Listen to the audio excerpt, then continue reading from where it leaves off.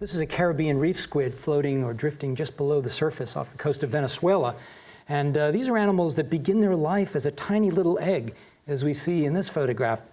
Looking like some sort of a science fiction monster here. But squid, actually, no matter what species, they only live about a year, maybe 18 months. They have a very short life. I've often referred to them as the James Dean of the sea. They live fast and die young.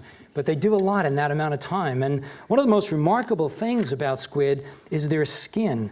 Not only can they change color, like some animals can, but they can actually form patterns, body patterns, which is a form of communication.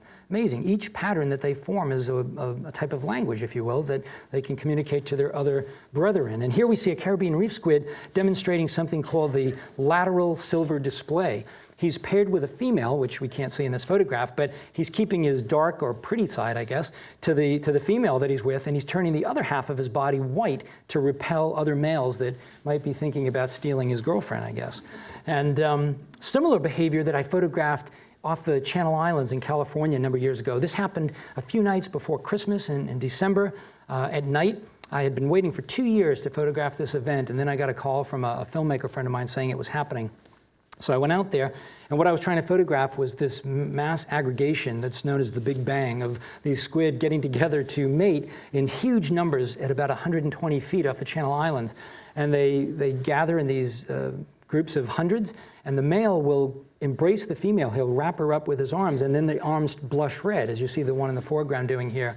That's, again, sort of a warning, scram, this is my girl. And then the females after will go down and lay an egg on the bottom in this huge mop that just sort of sways in the current. Pretty amazing. And probably the scariest animal that I've ever encountered in the ocean was this guy here, something called the Humboldt Squid, Psittacus gigas, an animal that is known to grow to lengths of 13 feet, that travels in schools of thousands, has teeth lining its entire arms, all the 8 arms and 2 tentacles, about 24,000 teeth in total. And its mouth is actually like a parrot, like a macaw that could take a quarter-sized chunk of meat out of their prey. These are animals that, when I read the literature before I went out to photograph them, it said they will eat anything that moves.